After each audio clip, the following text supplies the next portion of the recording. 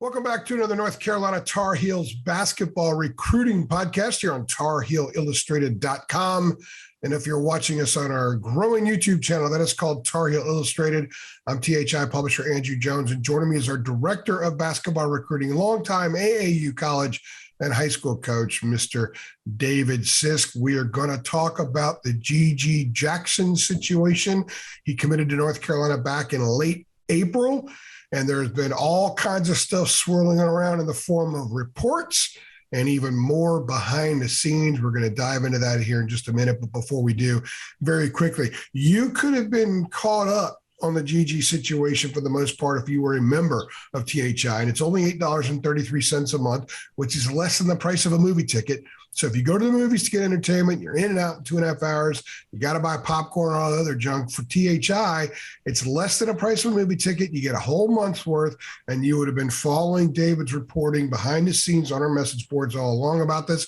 And also, we have an amazing discussion about conference realignment and the ACC's future also going on our message board. So if you're interested in that, you can only access it on the boards. We have chosen not to put front page stuff out on both of these topics or do podcasts on either of these topics because we're still feeling stuff out. But there's a ton of interesting information that I have posted on the message board regarding the ACC's future. David has been taking care of the GG stuff, but we've decided now, David, that we want to talk about GG and just kind of let people know a lot of what we're hearing and kind of what the options are right now, how this could play out. So before I ask you about that, very quickly, remember everybody, TarHeelIllustrated.com. It's just $8.33 a month. So David, regarding GG, we can go down several avenues here, but I think the first thing I want to hit on is the fact that we know what's been reported and we know the process some people go through in reporting things. We take a different approach here at THI. We vet stuff unbelievably before we ever go public. What we want to do here is lay out a lot of the things we're hearing behind the scenes. Now, there's a lot of stuff. There are a lot of people that think they're sources, but there are a few people that are sources. And I'm not so sure that even the people very, very close to GG and his family know 100% what was going on. Either willfully, they just say, hey, I don't really want to know just yet, or the Jacksons just haven't revealed that information to a lot of people. So kind of catch us up right now with where things are, the latest that you're hearing behind the scenes. The rumor mill is going so many different directions. And that's one reason we haven't come out and said anything publicly on what we feel like that he's going to do. And let me say this, you and I have spoken a couple times today, and you've asked me that magic question, what do you think he's going to do? What's your gut feeling? And I've really not given you an answer. Because like you said, I've spoken to people close to GG. I've spoken to people who are huge in the grassroots industry. I've spoken to people in college coaching circles. And a lot of times you hear things through that. Coaches will talk. But like I said, things are going in different directions. You know, where he could end up. Does he stay at North Carolina? Does he go somewhere else? If he goes somewhere else, where is it? And when does he go? You know, is he staying 23? Does he reclass? If he did reclass, would he stay at North Carolina? Would he go to a different college? Could the professional route be there? The G League, the overtime league, what have you? Man, there's just so many different scenarios and so many different trails that you can go down. So, and that's one reason, because I don't know that anybody really knows right now. And people will put out some brave predictions or say, this happens, I know what's going to happen. I don't believe it. I believe you can connect the dots. And I told you that's what I've tried to do and put the dots together. But you know, when you go public, when you go on Twitter or you go on YouTube or whatever, and you go out there and say, hey, this is what's going to happen, and you really haven't heard it from G.G. Jackson or the family that this is what's going to happen, put yourself out there. But I think, like we said, what we're going to do is look at the different scenarios that we're hearing, and there's several, and then look at pros, cons, probability, and all that goes with it. Okay, let's hit on those scenarios. We'll take them one at a time. The most recent information that we have gotten through multiple sources and using multiple prongs to acquire that information, or at least thoughts from what some people close to the situation believe might be happening, it kind of leads us to believe that there's a little bit more smoke to the reclass idea. For example, there's more and more people behind the scenes who are knowledgeable discussing the reclass possibility. So why don't you kind of take it from there? Even if they don't agree where he's going to be, and like I said, I ran by some of the scenarios there of different places he could go to by reclassing. So there's more options there. I think, obviously if he stays 2023, it's going to be North Carolina. I would be very, very surprised if he stayed 2023 and then decommitted and went somewhere else. I'd be really surprised by that. But, you hear different rumors about different places, and a lot of them are around reclassification moving up to 2022. You hear more of that than you do anything else. So if I had to say, okay, the rumor mill, different scenarios, different places that we hear things are saying this is the scenario, I would say right now, more than anywhere he goes, there are more people into the camp of a reclassification than there is anything else. Doesn't mean it's gospel. Would I bet the farm that he's going to do it? No, I wouldn't bet anything on any of these things right now. No. I just don't think there's enough out there. But like I said, we felt like it was time to address it here. But it doesn't mean that if he does reclass that he wouldn't be at North Carolina, but he wouldn't be on the court next year. And we'll talk about that. Like we say, there's all kind of different things out there. Okay, well, let's hit on the different individual scenarios one by one. We'll start with what you just said right there. One of the more recent things that we've heard, and again, we're not talking about some guy who knows some guy saying stuff. There's a circle, there's a mushroom cloud around that when you penetrate it, you feel a lot better about the idea of some of the stuff that you're hearing than if it's otherwise. So the North Carolina reclass is interesting because there is no spot on the roster. Yeah. When Pete Nance, when he signed as a transfer from Northwestern, that's the 13th scholarship spot for next year. But there's some talk right now about a North Carolina reclass. So reclassing to 22, staying at North Carolina. How is that possible if there is no available scholarship? And let me say this. I'd like to say this and get it out of the way, because I've been through it on the other side, not me personally, but we went through it with Kentucky last winter with Shaden Sharp, who came in at Christmas, reclassed, came in at Christmas, and I think totally caught John Calipari unaware. He wasn't looking for that. And then you've got a guy who ends up going 6th or 7th in the draft to Portland, who was a number 1 ranked player as well, reclassed and never went to Kentucky, never touched the court, never played a minute. And that's something that Kentucky fans will be talking about for a long time. I want to say this and get it out of the way.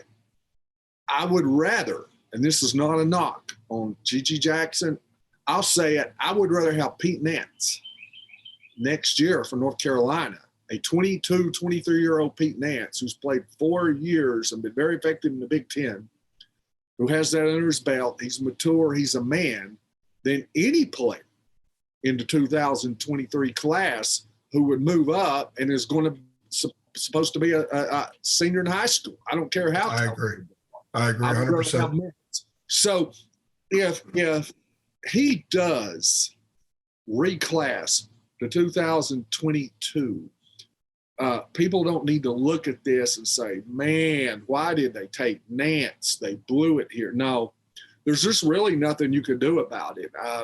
When it comes down to it, if he moved up, Hubert Davis was really not in a place. I think he made a move he needed to make, and he made the best roster move, and he picked up the player that's going to help him the most next year.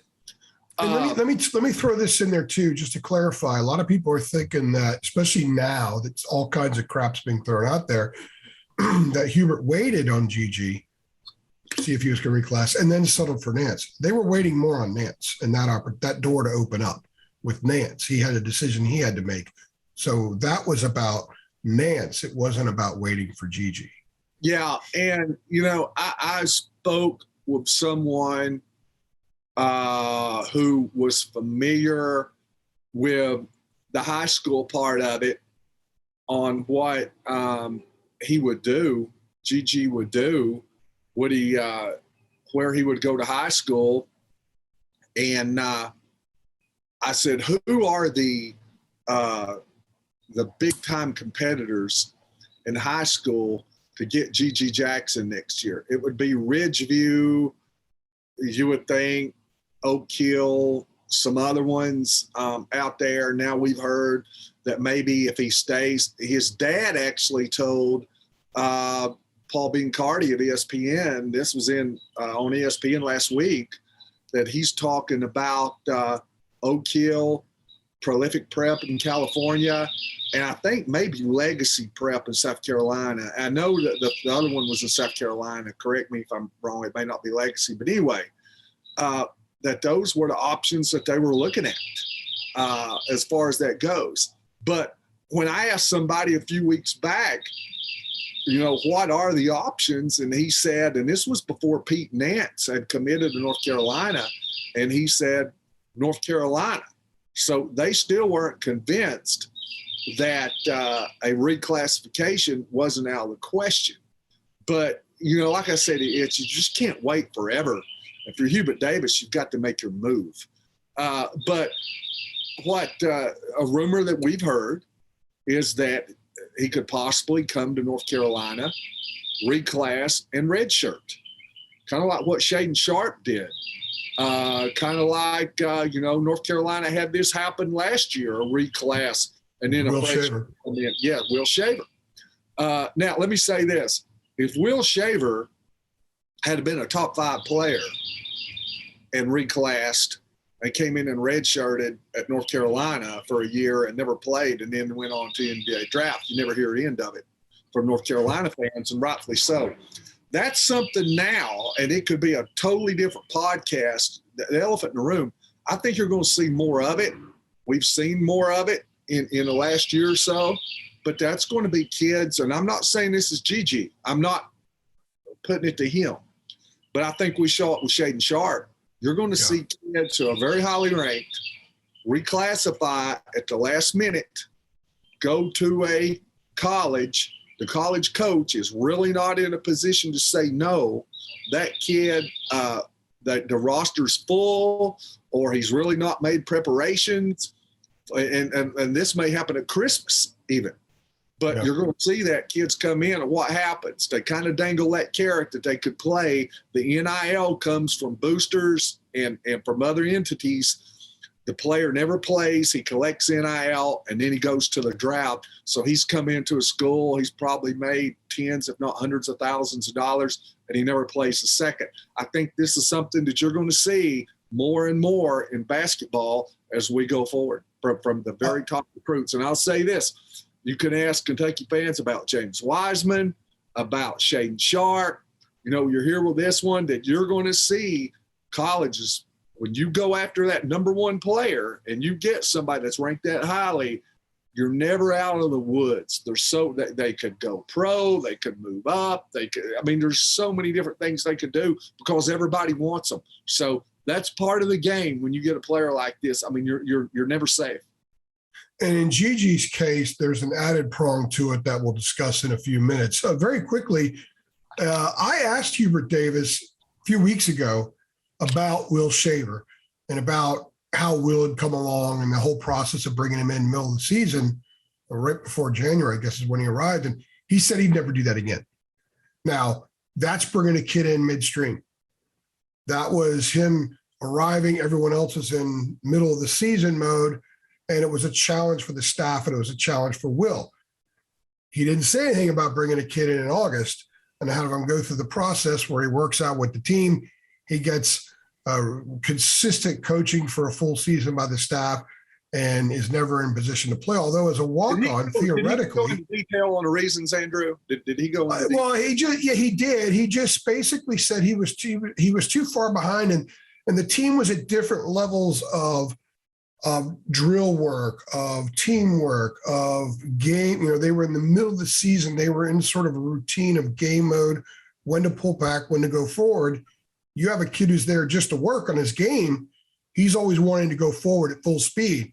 So he's at a different pace with his work than the guys were. It was too complicated. And while Will made a lot of progress, and I can confirm that, the belief is he made tremendous progress and it helped him a lot.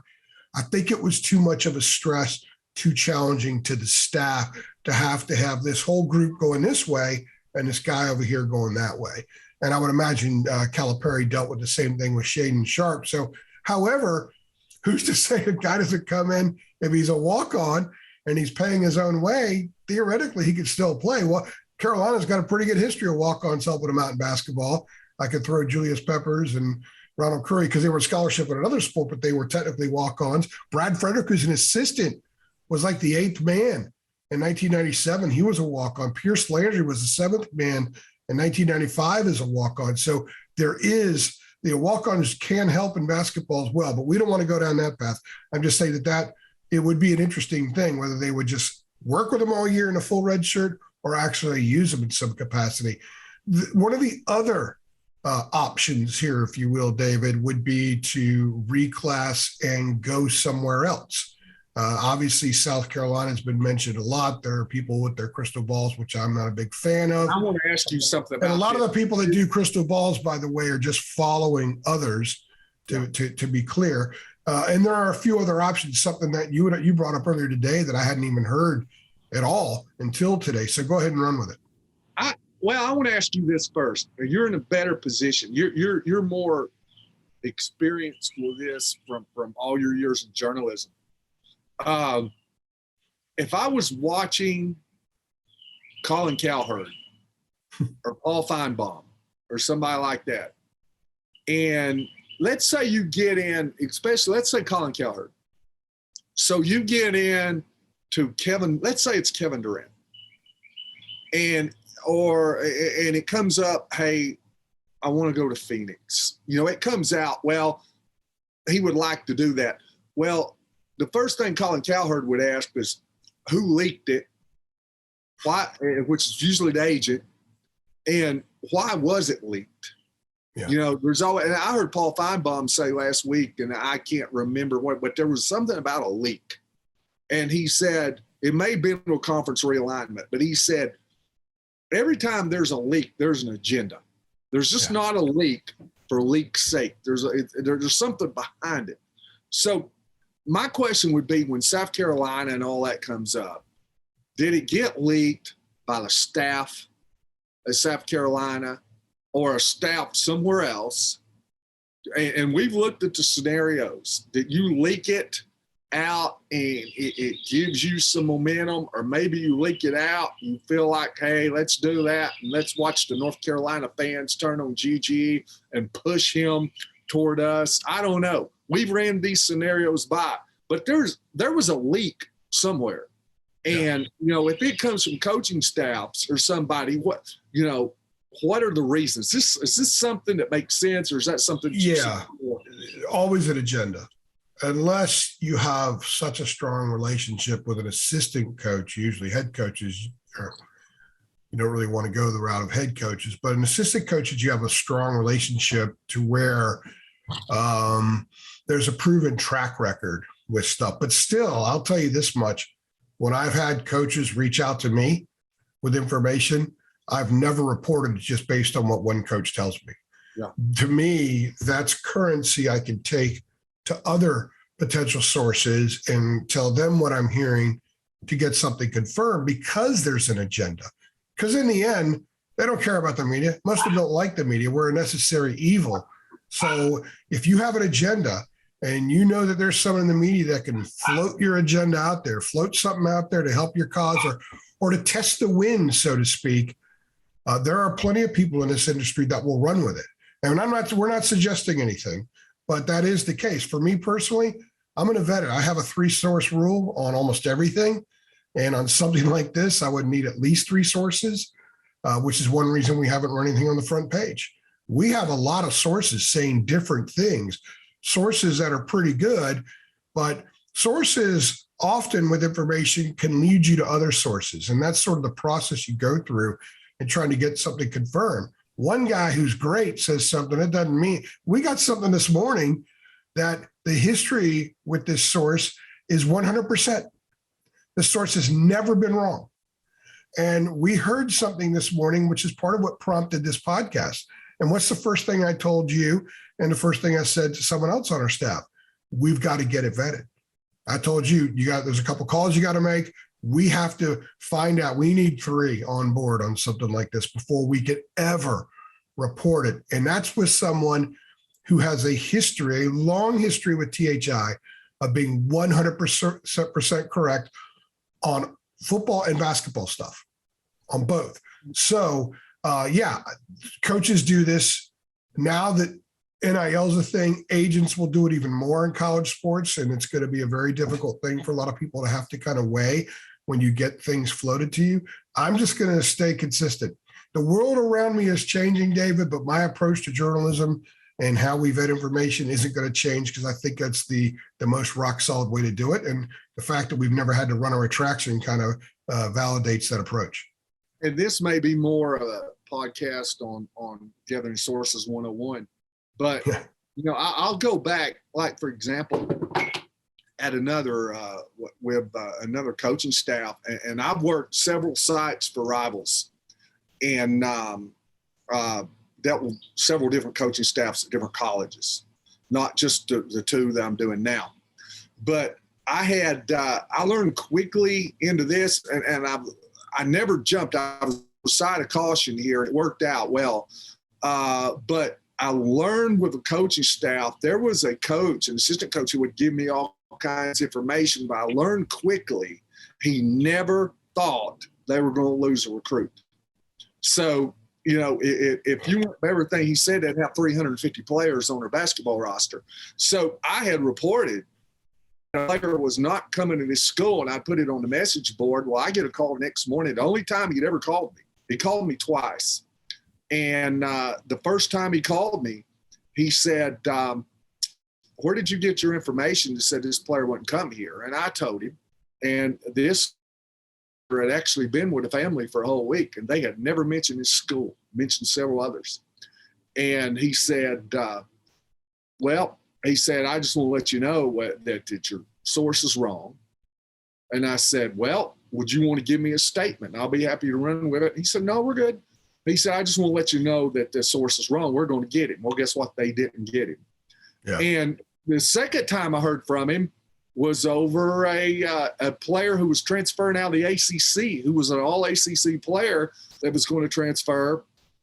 And it was one of these deals kind of like Gigi, where the rumor mill had just ran and ran and ran and ran. And I finally got it from 2 tremendous sources right there that he was going to make the commitment that day, and he was going to go to an SEC school. And that coach had called me from another SEC school and said, well, are you hear it is going to be done today? And I said, yeah. He said, that's not correct.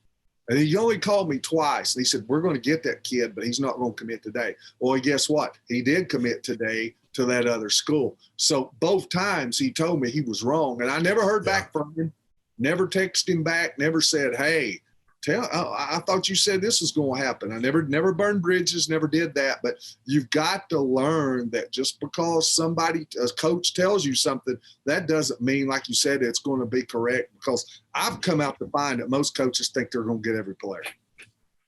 And we're telling people this for a reason, obviously, but there was a very, very, very, very, very, very, very high profile basketball prospect who announced his decision several years ago. And we were hearing from each of the four staffs that were in contention that went into his announcement with it not, sometimes everybody knows who a kid's going to pick. And almost most of the time we know. This was a case where assistants from all four staffs were telling us they were going to get him. Now, only one school did, and it was a huge deal. But all that morning, all four staffs thought they were getting him. So some of the other options, David, with respect to reclassing, the South Carolina thing has obviously been out there a lot. That's been reported in a variety of ways. We've been hearing South Carolina going back to last January about a reclass in South Carolina.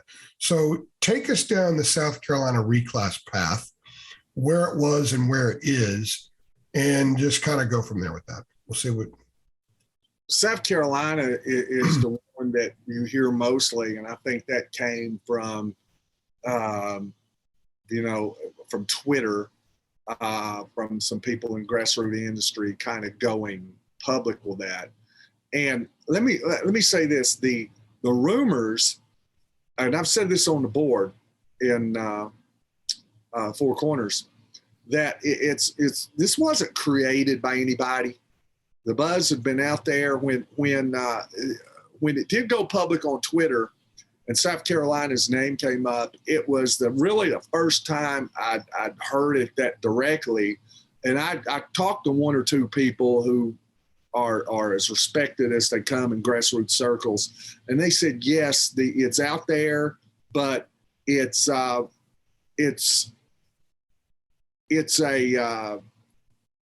the rumors. You've got to understand that the rumors are there. And I saw on Twitter where an individual on another side has said that on Twitter when they gave a report. They said, look, you've got to respect that the rumors are there. And he's basically taking the same approach that we've taken. Just wait and see. Nobody knows for sure. But with that much smoke and that many rumors, you've got to respect that it's there. But South Carolina, he's from South Carolina. He lives right outside, lives in Columbia. South Carolina was the school along with North Carolina. A lot of people had leaned toward North Carolina before South Carolina, before Frank Martin was terminated. So they, with a new coach there, they've had to do some backtracking. A lot of coaches, even though he's committed to North Carolina during the live periods, they've been still coming out watching him play. But, if South Carolina goes and watch Team CP3 play, they've got kids from South Carolina and North Carolina on that team. It's based out of Charlotte. So, they could be watching a lot of players. But like I said, with those this is the way I would put it. You have to respect the South Carolina and reclass talk. That has to be respected, because there's so many rumors about that. And until direct clarification is made where it said, hey, we know for a fact that this is off the table, you have to respect that.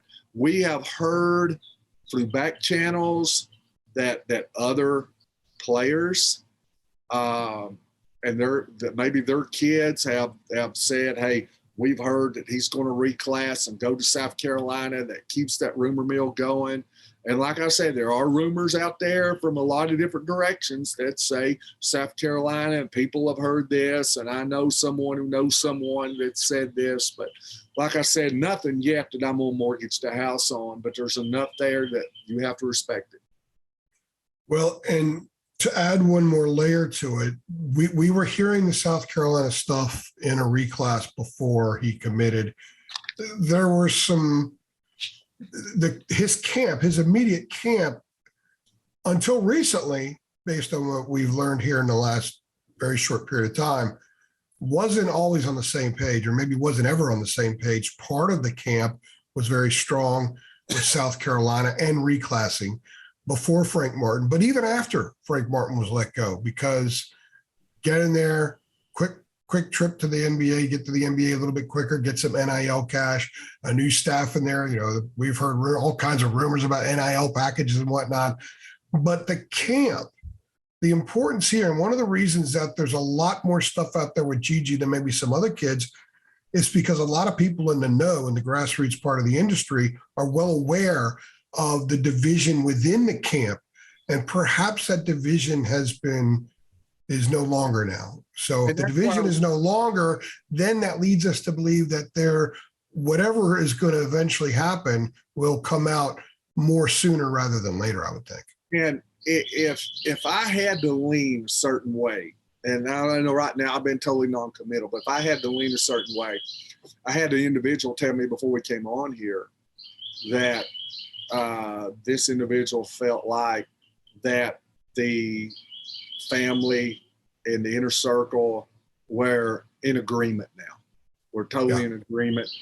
And this comes off the heels of some very good camps. He was the most valuable player in the NBPA Top 100 camp. Even before Gigi committed, they weren't always on the same page.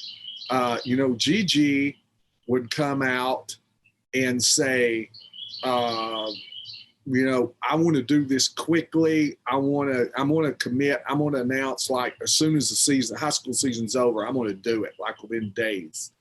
And, when I talked to the dad, the bishop, he would say, well, we want, we're going to go through all the options. And he was kind of cautious about this, and he wanted to weigh all the options, which is the way I would be as a father. And so when I say this, I'm not making criticism of anybody. I want that to be clear. Bishop Jackson, the dad's one of the best individuals, really a good guy, one of the best people I've spoken to. And like I said, if he was my son, I'd go about it the same way. I want to go through every option. We want to look at it. We want to look at pros and cons. This is a once-in-a-lifetime decision. We want to make sure we do the right thing. And the timing, not necessarily what they were going to go, but the timing, you could tell it would be like, well, Gigi said that he was going to do it earlier and you're saying later. And he said, yeah, we need to get together about that. So it never was on the same page. And then after the commitment, you even heard that, they were not necessarily on the same page. And I think there may have been some pro South Carolina in there, some pro North Carolina, but there was also, when are you going to do it? Are you going to do it class of 22? Or are you going to do it class of 23? Because Bishop told me all the time, hey, he's just not ready from a maturity standpoint individually, from a player standpoint. He's just not ready yet to step onto a college campus. But what has happened in the past few weeks, he was named the most valuable player at the NBPA Top 100 camp. It's probably the best camp there is. He was named MVP.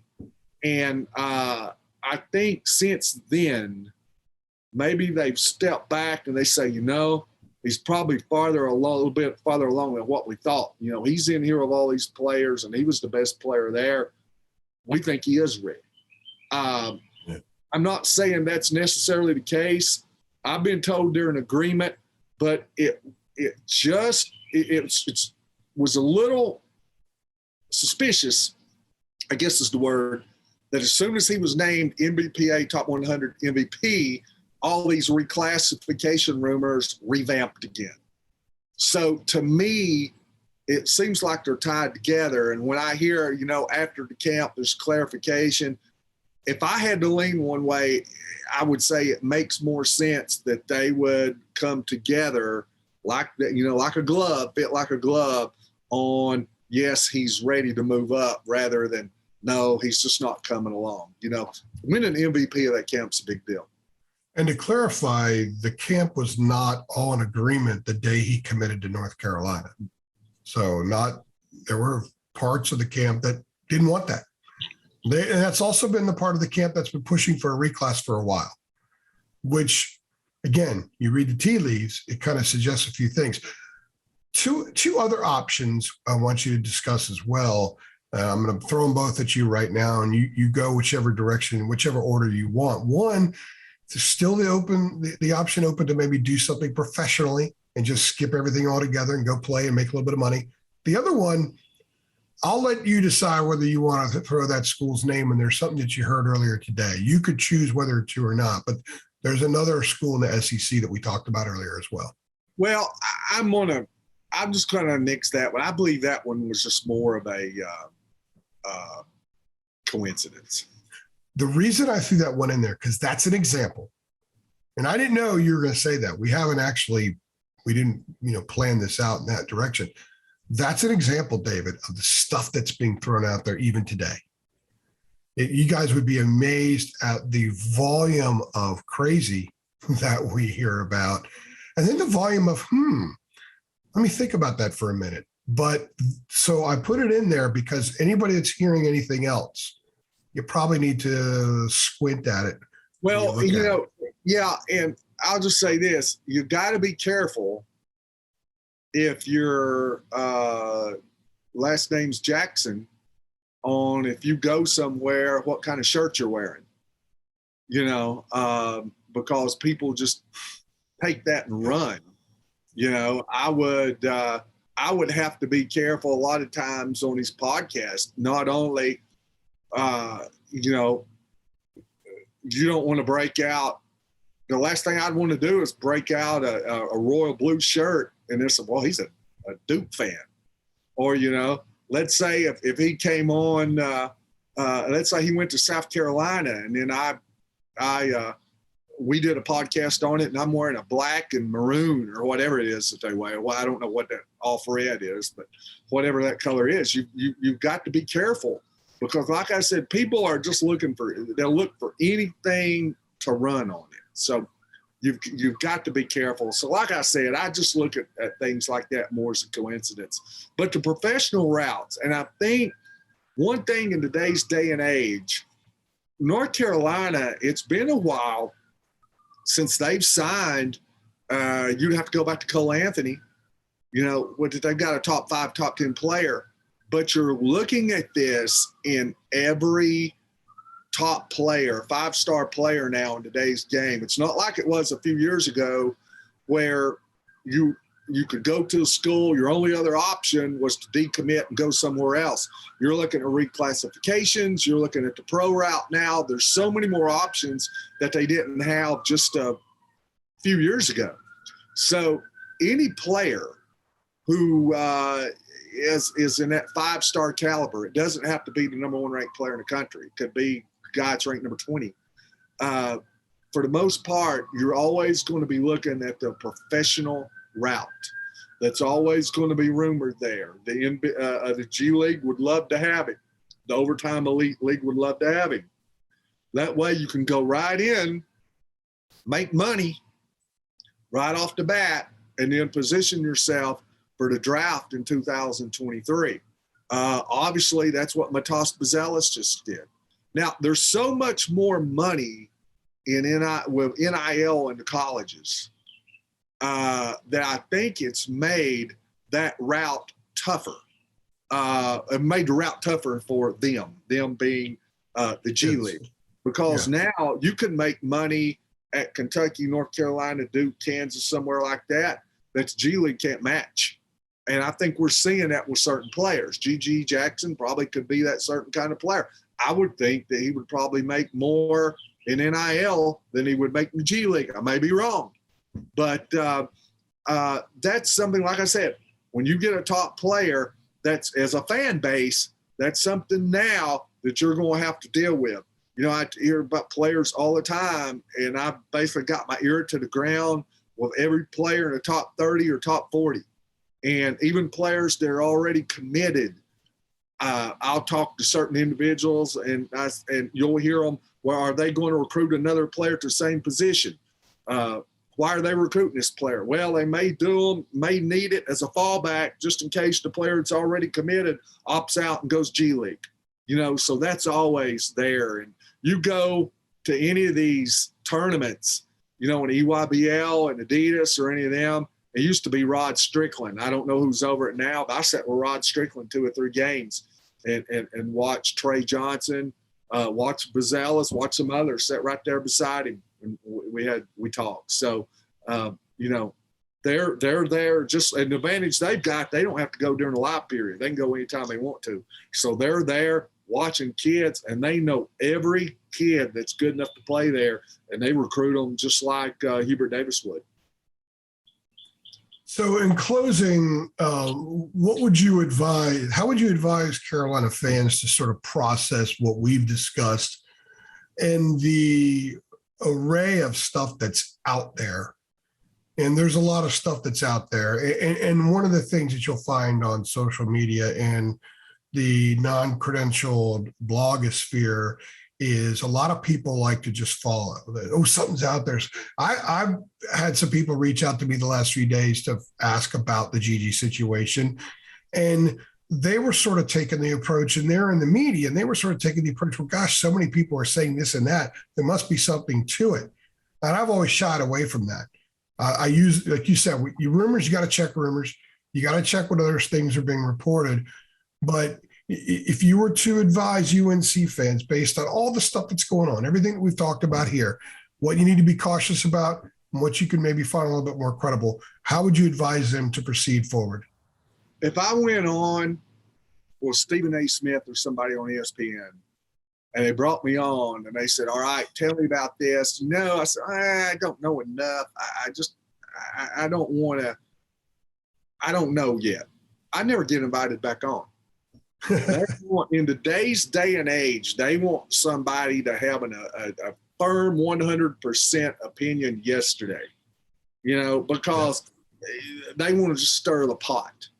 Yep. I would say this right now, don't jump up on top of a bridge. Don't be ready to jump out in front of a car or do anything like that.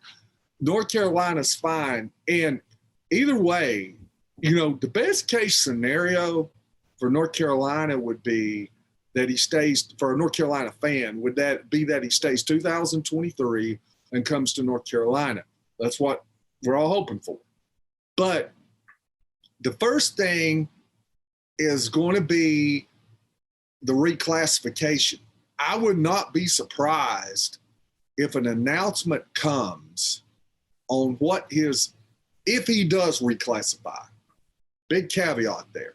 If he does reclassify, to come out with that first, then make an announcement on where he's going to go.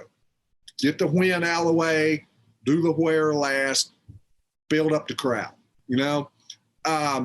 But we've kind of painted out a timeline, as you and I have talked away from here, that I could see, if that happened, a scenario where he does that, and then you've got the Peach Jam coming up at the end of July.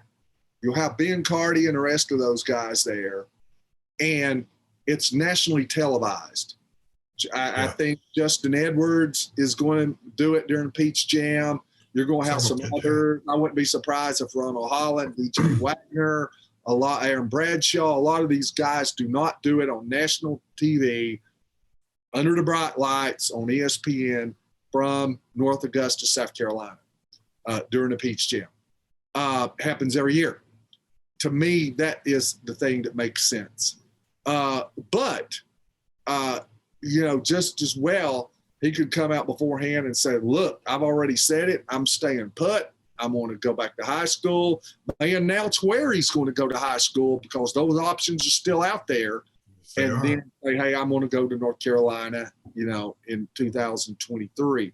I think, that's what's out there. I think there's kind of a schedule in July that's pretty well planned out, a road that a lot of players take during that time that he could do. But if I'm a North Carolina fan, like I said, I wouldn't panic over this. The only thing that I would panic over, and I would say, what's going on here, was if he stayed 2023 and decommitted and went somewhere else. Yeah, that would make no sense. But if he goes 2022, it just wasn't a fit. that he would go to North Carolina and do that. It just wasn't there. The roster's already full, and we've already said, man, they've made great additions to this roster. So it was just one of those things that just wasn't meant to be. And, you know, a lot of people want to say, woe was me over it, but that's not a sky's falling issue if that's what he does. We're going to post this podcast on our site Monday evening. We're recording it late Monday afternoon, so we're getting up pretty quickly. If you want to see the discourse that follows after we post this, you need to be a premium member to Tar Heel Illustrated. It's just $8.33 a month. David has been on top of this all along. And of course, if you're really interested in some of the intel that I have posted in numerous posts and the conversation that has ensued about ACC expansion or ACC realignment and conference realignment, the ACC's future, all that stuff, you also need to be a premium subscriber to Tar Heel Illustrated. Just $8.33 a month. It gets you access to everything we do.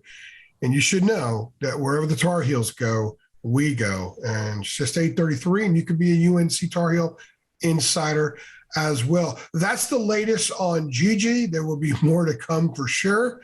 It's been an interesting couple of months and certainly an interesting week or so, 10 days, on all that revolves around Gigi Jackson and the many opinions people have. He is David Sisk. I'm Andrew Jones. We appreciate you stopping by.